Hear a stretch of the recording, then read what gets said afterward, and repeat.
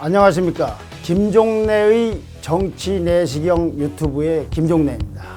이번에는 흔들리는 방역 주권, 코로나 4대주의가 빚은 참상이라는 주제로 말씀드리겠습니다.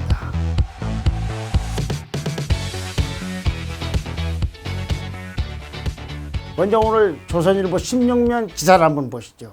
정은경 질병관리본부장에 관한 이야기입니다. 머리 감을 시간도 아껴야 된다.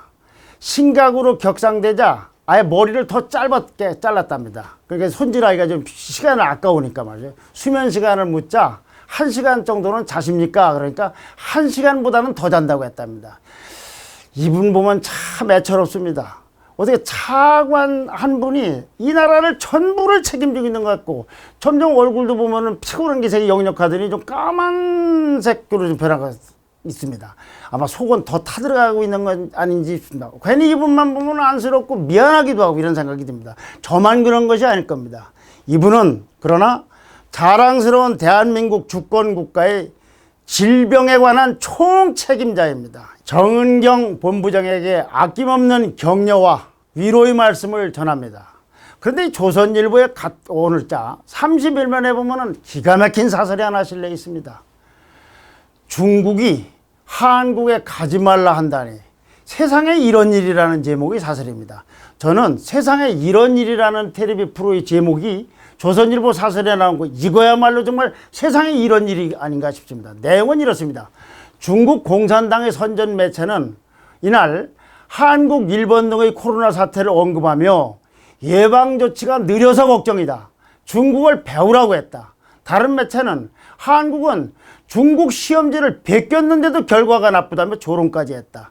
전염병은 국경이 없으니 한국인은 상황을 엄중히 보기 말한다. 방역을 그것밖에 못하냐는 댓글 수두룩하다. 초기 방역 실패로 전 세계적 재앙을 맺고 있는 중국이 피해자인 우리를 향해서 손가락질을 한다 이겁니다. 이걸 보고서 우라통이 터지지 않은 사람들이 없을 겁니다. 먼 옛날의 역사가 떠올라집니다. 138년 전인 1882년 신식 군대가 도입되자 구식 군대들이 반발을 한 것이 이모군란입니다. 이모군란의 주모자로 배후 조종자로 대원군이라는 실력자가 몰려서 중국에서 우리나라 와 있던 위안스카이 원세계에게 압송돼서 중국 천진으로 대원군이 끌려가고 3년 있다가 귀국을 합니다. 그 246년 전인 1636년에는 삼괴구고두례라는 인조가 청나라의 홍타이시에게 삼전도에서 내려와서 3번 무릎을 꿇고 각 무릎을 꿇을 때보다 3번씩 머리를 땅에 조아리는 이런 삼괴구통, 그러니까 9번 머리를 조아리는 이런 항복의식을 치렀습니다. 비단 이 사건뿐만이 아닙니다. 수천 년 역사에서 한국을 중국이 어떻게 봤고 어떻게 대했는가 하는 건 너무나 많은 비참한 사례들이 많습니다. 자, 이제 우리는 심각한 문제를 고민해야 됩니다. 코로나는 정복이 될 겁니다. 해결이 될 겁니다. 그러나 한국에게 들어와 있는 이 중국의 종주국 바이러스, 이거는 앞으로 두고두고 한국을 괴롭힐 겁니다. 누가 이런 사태를 만들었습니까? 근데 거기에 더 덧붙여서 기가 막힌 예신이 또 날라왔습니다. 미국이 한국의 여행 공부를 3단계 최고 수준으로 격상시켰다고 합니다. 뿐만 아니라 10몇 개 나라가 한국에서 오는 사람들을 들어오지 말라, 또는 들어온 사람을 쥐가 득실거리는 방에다 격리를 시켰다든가, 또는 한국으로 가는 비행기를 막았다든가. 우리는 중국 다음으로 코로나 확진자가 많은 소위 코로나 강국입니다. 이 코로나 강국이 된 처지인지 중국으로부터는 저렇게 무시를 당하고 조롱을 당하고 전 세계로부터는 격리가 된 이런 기가 막힌 현실 속에 있습니다. 그런데도 우리는 이거를 어떻게 대처할지를 우왕좌왕하고 있습니다. 이것이 문재인 대통령이 그 전부터 얘기했던 한 번도 경험하지 못한 나라의 실체가 아닌가 해서 두렵고도 슬프고도 분노합니다. 자, 이 대목에서 우리는 또 권력자들이 몇 가지 기가 막힌 말들을 생각을 해야 됩니다. 손혜원 의원은 남편이 마스크를 쓰는 게 흉하다고 했다고 하면서 마스크를 쓰지 않는답니다. 정부에서는 마스크를 쓰라고 하고, 저도 이 방송만 끝나면 다시 마스크를 할 겁니다. 모든 사람이 그렇습니다. 그런데 어떻게 국회의원까지 하는 분이 마스크를 하지 않는다, 모양 때문에. 또 하나는 법무장관 추미애 장관의 얘기입니다. 미국이 중국으로부터 오는 입국자를 막는 것은 정치적인 고려고 우리는 정치적 고려를 하지 않기 때문에 중국으로 문을 다 열어놓고 있다.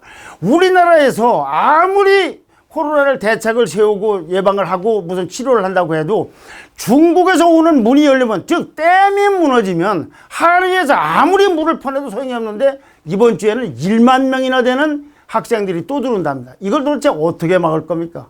보건복지부 장관인 박능우 장관은 중국에서 하루에 4,000명씩 오는데 3,000명이 다른 나라 사람, 중국 사람을 포함해서 1,000명이 우리나라 사람인데 한국 사람 감염 환자가 많다.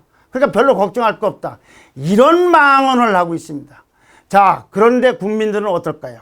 국민들은 장사가 안 돼서 거지 같다고 하기도 하고 청와대 중국 사람들 입국시키지 말라고 70몇만 명이 청원을 하기도 했습니다. 이보다 더 놀라운 건 서울대 학생들이 붙인 대자부에 있습니다. 자, 7대 강령이라고 합니다. 우리는 코로나를 두려워하지 않는다. 우리 정신력은 육체의 한계를 뛰어넘는다.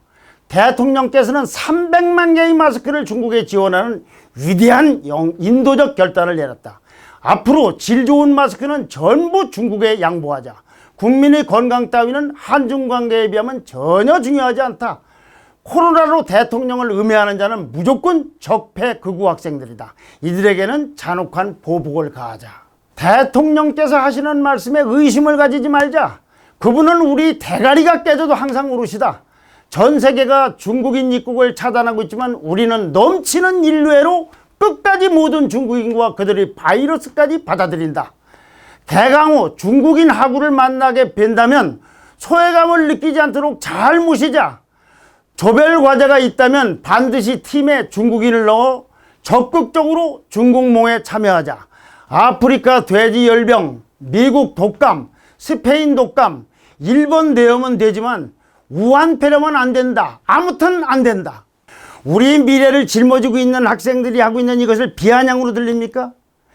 중국 종주국 바이러스를 직면하면서 살아갈 학생들이 하는 이 소리는 절주의자 비명입니다. 이 나라 위정자들은 이 서울대생들이 소리, 비단 서울대뿐만 아니라 젊은이들, 이들이 세상의 지절규를 어떻게 듣고 뭐라고 답변할 것입니까? 궁금합니다. 감사합니다.